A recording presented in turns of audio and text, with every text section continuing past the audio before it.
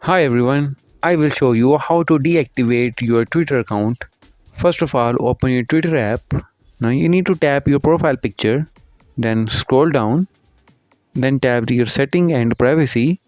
Go to your account and tap deactivate account. Then again tap the deactivate in the bottom. Now you need to enter your password, then tap the deactivate in the bottom right.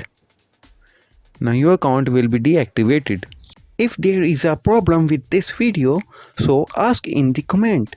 Any problem related to social media and internet, let us know in the comment bar so we can make a video on it.